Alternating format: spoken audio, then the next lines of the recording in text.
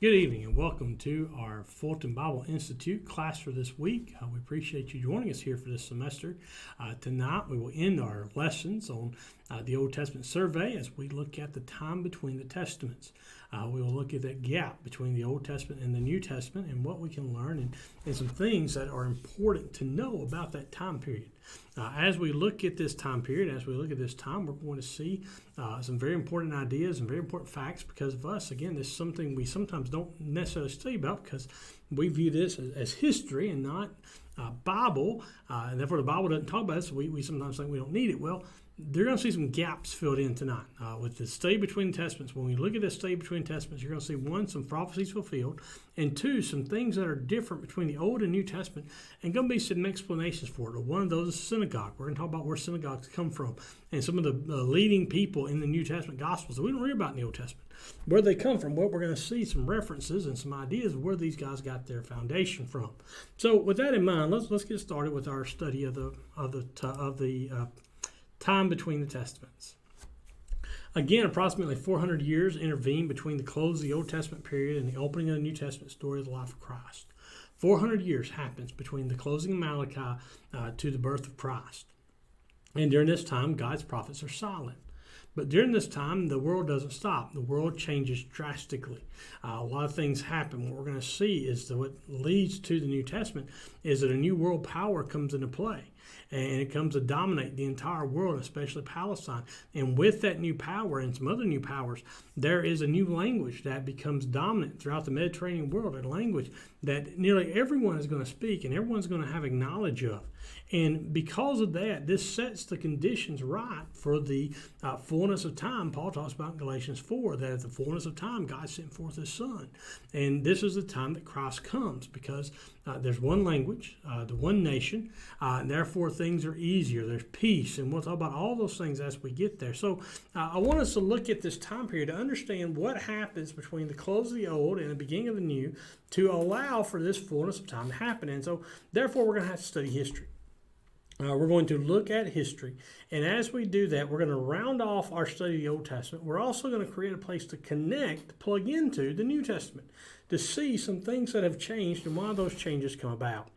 So let's talk about the Jews under Babylon. Before we get to Babylon, though, let's talk about the history of the Jews. You remember in 930 BC, you have the death of Solomon and the division of the United Kingdom. The first three kings of Saul, David, and Solomon rule a united kingdom, one large kingdom of 12 tribes. Beginning after Solomon, those tribes are divided. The northern kingdom is called Israel, consists of 10 tribes, and it's under the leadership of Jeroboam. The southern kingdom, Judah, consists of two tribes, and it's under the reign of Rehoboam, Solomon's son. And so these two kingdoms begin to go throughout their history, and you know the history. We talked about the history in the time of the kings. But what happens is eventually in 721 BC, you have Samaria fall in the northern kingdom, and it falls to the power of Assyria. And when this happens, this begins the exile of the northern kingdom. And the northern kingdom is taken away into captivity. And as it's taken away, it is not promised to return, and nor does it return. Matter of fact, the Jews are carried away, and we really don't know where they all go.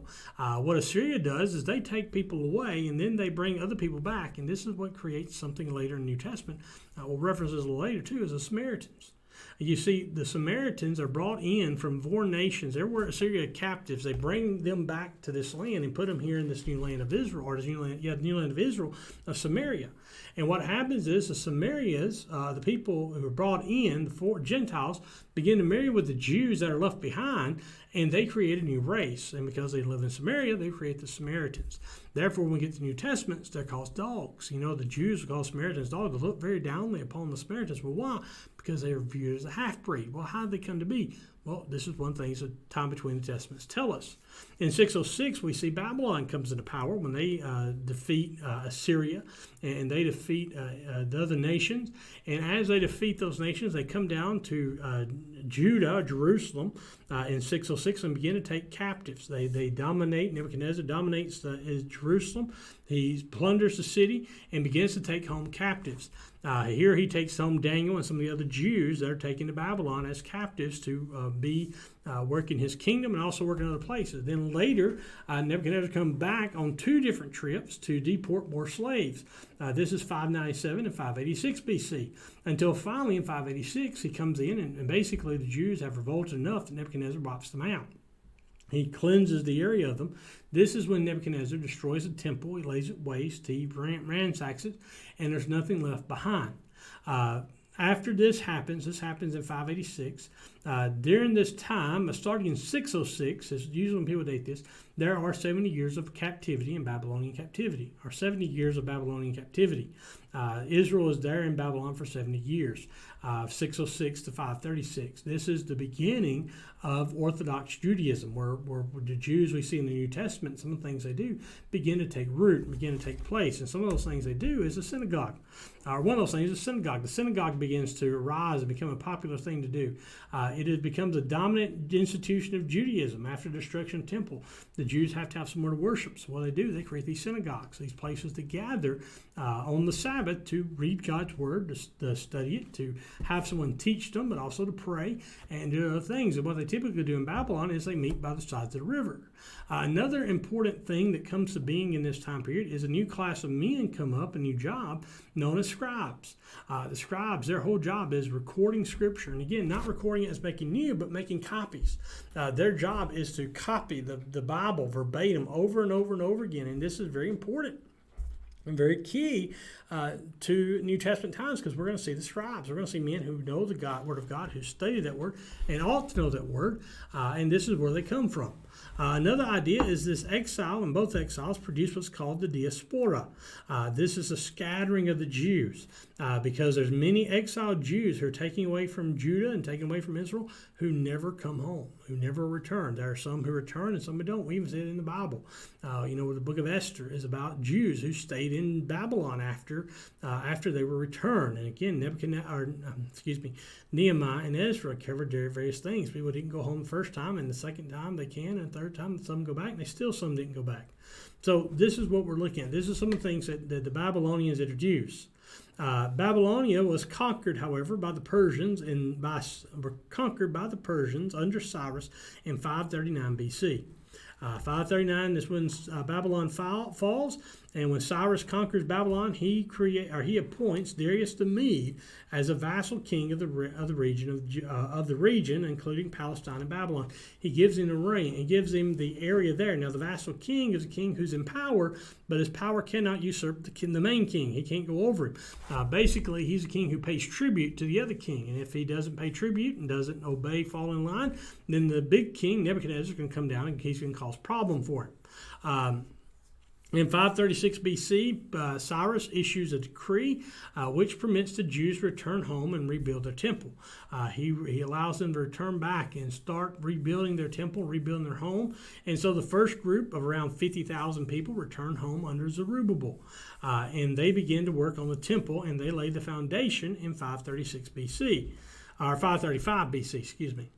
However, there is a period of neglect of 15 years. The people didn't build the temple. They laid the foundation and left it there. This is what Haggai and Zechariah, we talked about last week, were prophesying against.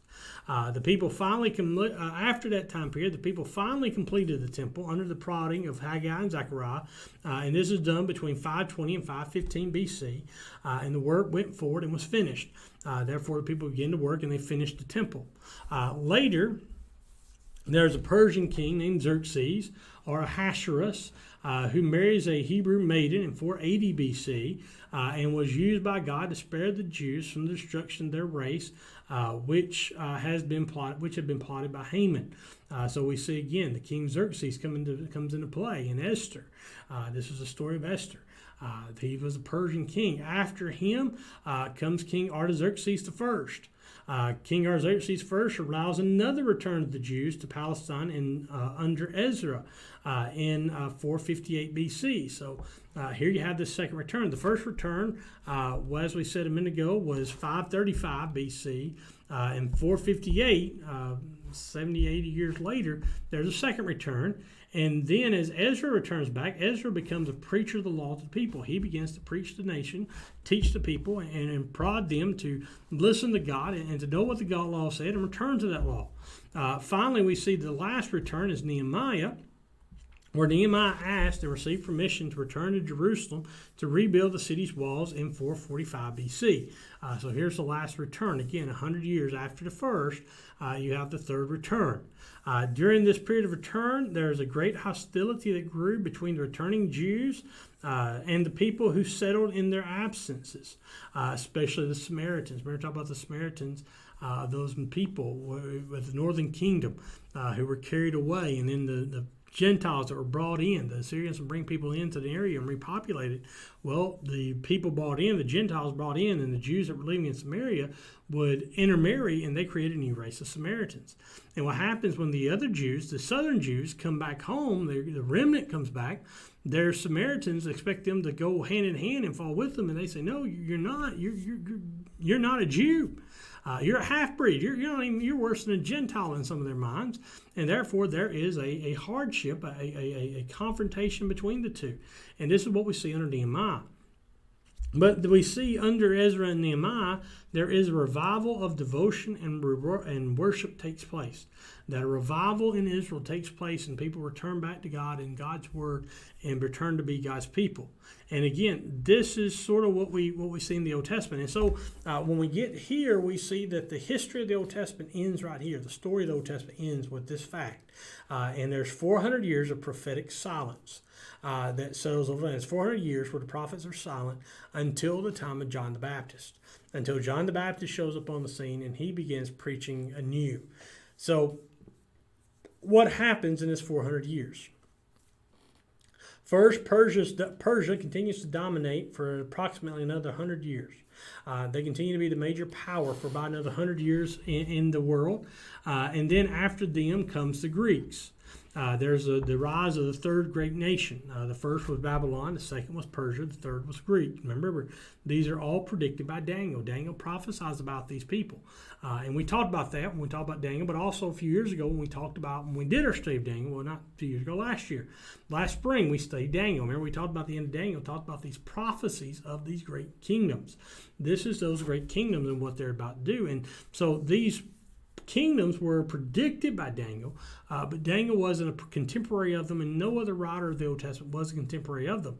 And so this is where we're looking at what happens. We'll begin to see the foundation laid for the coming of the Messiah. First, we see Philip of Macedonia succeeds in uniting the Greek city-states under one ruler. He reigns from 359 BC to 336 BC. This is the one who comes into Greek, and Greek was divided into 4 city-states. They fought together occasionally, but nothing major.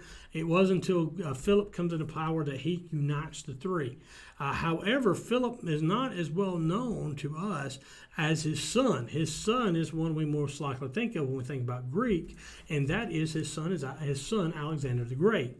Now, Alexander the Great succeeds his father in 336 BC, and he rules until his tragic death in 323. He rules only 13 years, very short reign.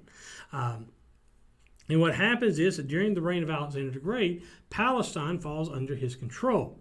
And what happens is that Alexander comes into Judea to take it captive, and the Jews submit peacefully to the Greek invasion. The reason for that is because this time the Jews are still weak. The Jews haven't been able to rebuild themselves up. They're not able to fight. They're not able to resist, so they just submit to them. They give in. And what happens is because they submit peacefully and didn't fight, the Greeks allow them to maintain their autonomy. They enjoyed under the Persians. They can continue to worship their God, continue to do all the things they did. They just had to pay tribute to the Greeks. And this was a typical old world setting, our old world thing done. But what happens during Alexander, and this helps us to understand later, is that there's this process of Hellenization comes. And Hellenization comes down into Judaism, comes down to Jewish homeland. What Alexander dreamed of is he dreamed of unifying his conquered world by means of Greek culture. He wanted his entire world to know about the Greek way of life. And he forces people, or he urges them, there are some who say he forced them to adopt the Greek way of life, and they adopt the Greek thing. And what happens is that even after Alexander's death, even after he dies, his dream is carried out through his people who will follow him. And this is carried out through a few different ways. One is traders, merchants, and travelers brought Greek influences to Palestine. They would bring in, those from the outside would come in to sell, and as they buy and sell and traded and lived among the people, they would bring in their Grecian influence. Not only that, you had Greek buildings that were built in the cities, especially some in Jerusalem and around Jerusalem. You have theaters, you have the baths, and Greek sports were pursued, and Greek customs were adopted. And so what we see is that Greeks begin to permeate into Jewish society and begin to permeate into the world as a whole. And the most important aspect of this Hellenization, at least for our purposes, looking at the New Testament world, is that the spread of the Greek language happened. Is that in Alexander, he wanted everyone to speak the Greek. And the idea was that you could still have your language, the Greeks or the Jews would still have Hebrew and Aramaic, but they would also speak Greek. What it was is at home you could speak one language, but when you went out and did business, you spoke Greek because that's what everybody did business in. And so for 600 years, from 300 BC to 300 AD, this was the common tongue of the Mediterranean world. This was the common tongue that could be spoken. And so this allows us to see why the New Testament, why the church was so successful.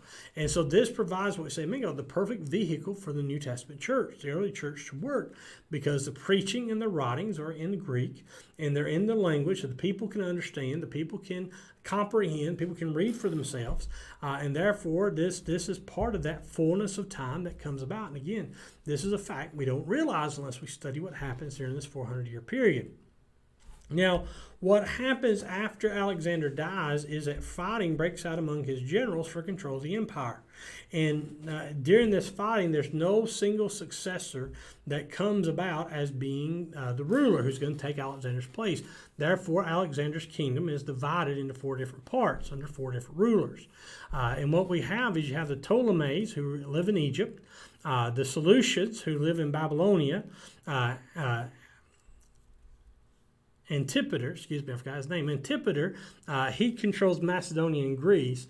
And then finally you have Lysimachus, who rules in Thrace. Now Thrace and Greece and Macedonia are over above Asia Minor. The Seleucids and the Ptolemies, they concern where we're talking about, because Ptolemy had Egypt all the way into the Promised Land up to around Assyria. The Seleucids had Babylon over to India and back over toward Judea and Tyre, that area. And so what happens is these nations fight. And we've talked about this last year. So we're going to talk about very quickly again. What happens is that the first group that owns the Jews are the Ptolemies. The Ptolemies are the ones in Egypt from 323 to 198 BC. They are the ones in control. And the Jews fared reasonably well under this rule. They continued to absorb Greek language and culture, and Greek continued to permeate them, and they continued to grow more and more Greek-like. And therefore, because of the increased use of the Greek among the people, there created a greater need for Scripture to be translated into the language. And therefore, around 250 BC, we have what's called the Septuagint, or the LXX. If you ever read Bible documents, talk about the Old Testament, and they talk about LXX, they're talking about the Septuagint. LXX is Roman numerals for 70.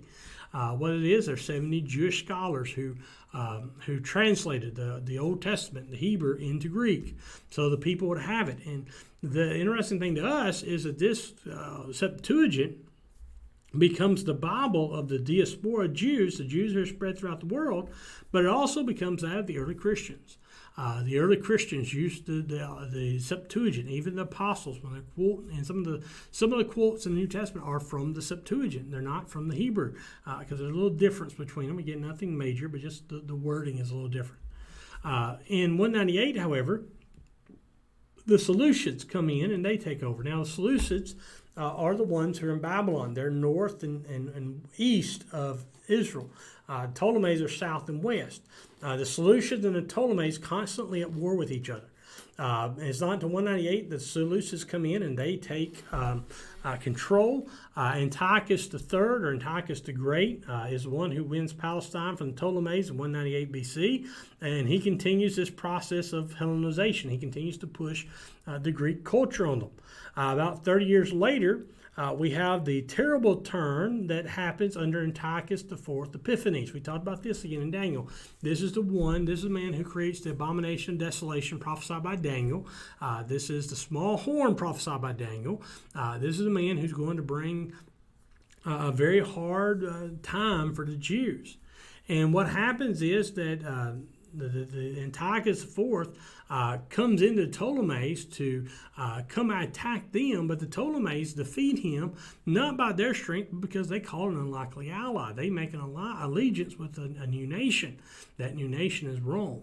And the Romans come in, and they have a better army than Ptolemy the Seleucids. And what they do is they are Antiochus, and they say, okay, you're not going any further.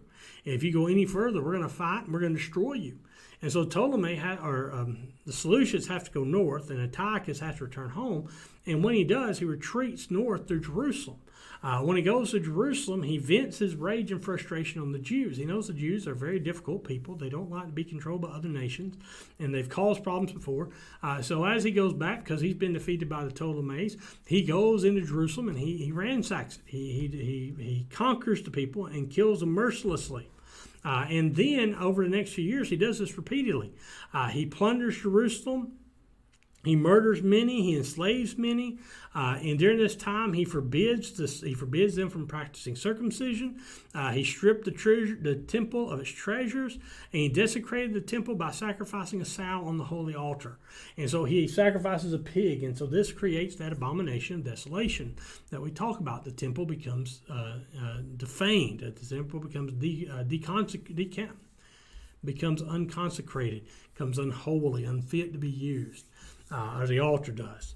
And so this leads us into about 166 BC to 163, where we have what's called the Maccabean period. Antiochus IV comes in and he demands that shrines to Greek deities be built throughout Palestine.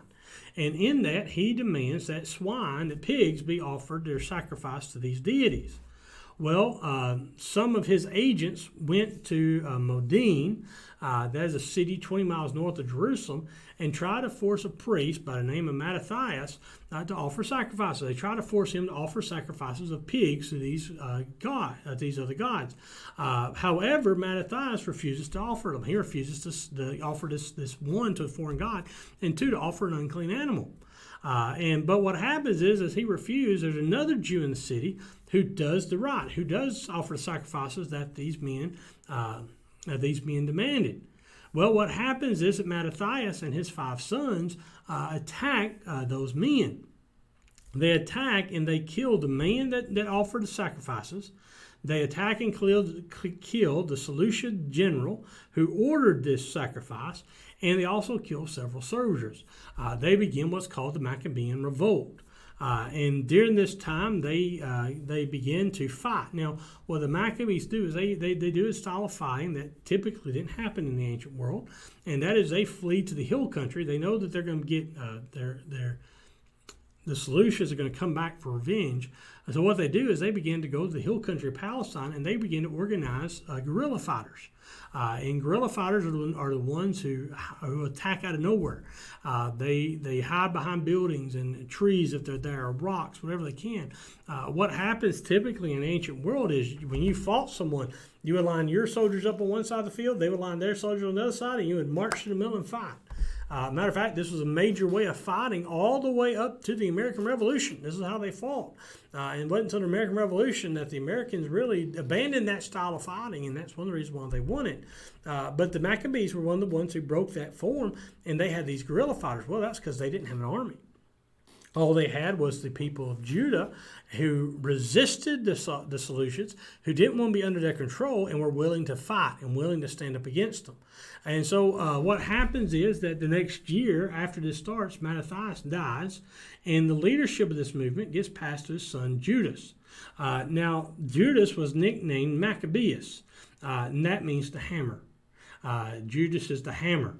And this is where this is why it's come to be known as the Maccabean period, is because they were called Maccabeus. And this Judas was a brilliant military leader, and so he begins to attack the Seleucians. And what happens is that Judas Maccabeus regains Jerusalem. And as he regains Jerusalem, he rebuilds an altar. He builds a new altar to offer them, swine, the pig been offered on the other and defiled it. He refurbished the temple and rededicated it to the Lord on December 14th, 164 BC. Now, this is very important. Here's another thing that we see. This is something we see even today, because when they rededicate the temple of the Lord, there are a few things that happen. Number one, daily sacrifices were started again, or restarted. The second thing is they began to celebrate a holiday called Hanukkah, the Feast of Lights. Even today, we celebrate. Jews celebrate this. This is an annual Jewish festival that celebrates the 8 days of the menorah, the candlestick being burned, and the oil that was within it. And so this is where this comes from. This Hanukkah began during this Maccabean period when the Maccabees kick out the Seleucids and they take over Jerusalem for themselves. And so what happens is that the Seleucids, or the Jews, fight to eliminate all Syrian influence, all the Grecian influence, everything else in their homeland. And this continues until Judas's successors finally secured a treaty with Rome. In 139 BC, they secure a treaty with Rome that Rome will help them fight. In this, they establish a new ruling dynasty in Palestine. This is after the Maccabees. A dynasty of priests come into power. The priests begin to be kings. And this dynasty of priests is known as the Hasmoneans. And what happens during this time is these priests begin to get very wealthy and very powerful. And this, again, helps explain their role in the time of the New Testament. Because if we look at the Old Testament, the priests didn't have land. They didn't have possessions, or they eat of what the temples offered. We're never told of the priests being very powerful, very, very influential. They offer their sacrifices, that's all we read about. In the New Testament, the priests are totally different. They have power, they have authority, they have this wealth. Well, this happens because of the Maccabeans. After the Maccabeans, these Hasmoneans take into power, and they're priests. And so this leads to why the priests have such a major role shift between the Old Testament into the New Testament. And under the Hasmoneans, there is civil disorder and military weakness. And what this does is this leads to Rome coming in and taking over Palestine in 63 BC. And so the Romans come in and they conquer Palestine in 63. And when they come in, they take over because Jerusalem's weak. And when they come over, they're going to put some people in power. We'll talk about that in just a second. However, for sake of history, the Maccabees, the Hasidim, that's the Hasmoneans, this plural for them, and the Hellenists of early Maccabean period, these are the groups who evolve in some of the ones we know better, or they evolve, the Hasidims evolve into Hasmoneans we talk about here at the end of this, but the Maccabees and the Hellenists are what devolve into the Sadducees and Pharisees. These people begin to grow out of these thoughts that began in the time between periods. And again, this is why we don't see this in the Old Testament. In the Old Testament, you won't see any reference to the Pharisees, no reference to the Sadducees. It's not to the New Testament. Well, that's because their thoughts and their ideas of needing to do these things didn't come about until the New Testament times, until the silent time. From there, we see Rome. Rome took control in 63 BC when Pompey captures Jerusalem. The Roman power dominated the civilized world over the entire period covered by New Testament literature. They take power in Jerusalem in 63 BC, and they reign throughout the rest of the New Testament. Rome did not superimpose uniform governments on the territories they conquered, meaning they didn't make the same groups have the same powers over and over again. But what they did is they would allow these areas to govern themselves as long as they were loyal. They would allow these guys to have their own power, their own kings, because you're more likely to listen to your own king, a fellow countryman, than you are a foreigner, and not revolt against him, as long as you're obedient to Rome. Well, what happened is that the political situation of Palestine after Rome took control of it reflects this policy. What happens is after Pompey takes over, he conquers Jerusalem. The rule of Palestine is entrusted to Antipater. I misspelled that there. Antipater takes control. And Antipater comes into control, and what happens under Antipater is that what's different is that he's an Idumean. He's not a Jew. He's from this area. He's from the area around Jerusalem and Judea, but he's not a Jew.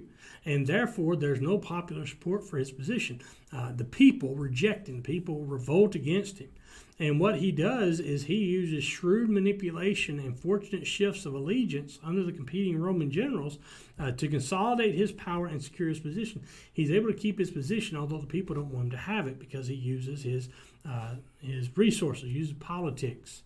And what he does, the reason it's important to us, is he begins what's called the Herodian dynasty, which features prominently in the New Testament. He is the beginning of the Herodians. And a matter of fact is after Antipater's death, that Herod the Great comes to power. And Herod the Great rules as king of the Jews from 57 to 4 BC. This is where Herod the Great rules. Now, Herod the Great was very ambitious, and he was a great builder. He was one who refurbished the temple. He went in, and the Jews at first didn't really like him. They never really liked him, but he was one that he went in, and he rebuilt, he refurnished the temple. He brought the glory back to it. He put possessions back in it. He brought treasures back in it. He made the temple a beautiful thing once again. But he was also a man who was suspicious, cruel, and ruthless. We see this in Matthew 1, where he orders all the kids, the infant boys, to be killed because he's afraid there's a new king there. At Herod's death, Palestine is divided among 3 of his sons. That is Philip, Antipas, and Archelaus. These are all given the title of Herod.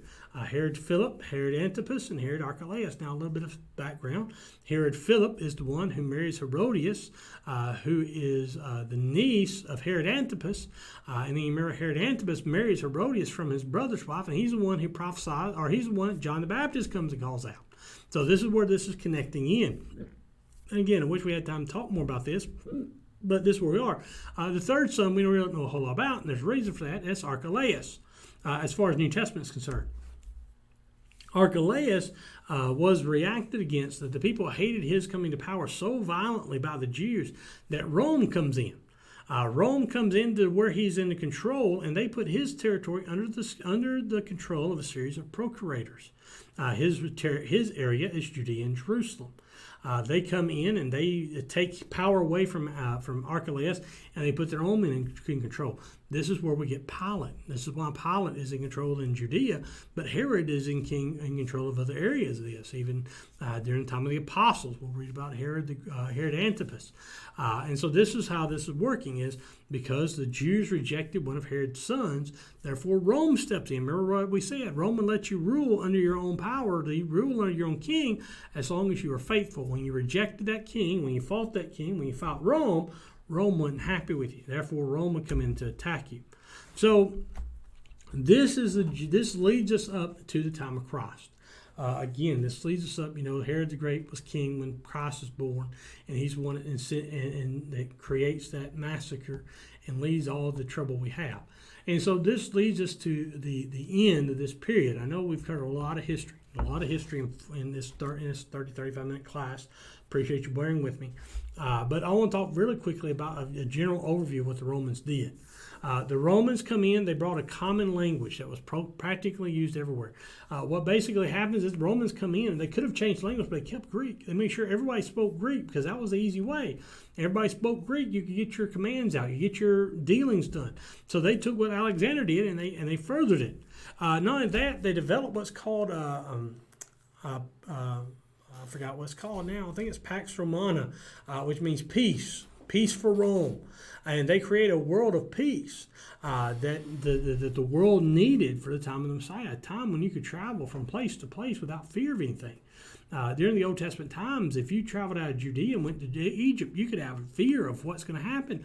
Or if you travel north into Turkey, they never hardly ever traveled that way. But if you did, you would have trouble. Well, Pax Romana allowed peace to reign so you could go from nation to nation, city to city with no fear. Well, what does this do? This helps the missionaries.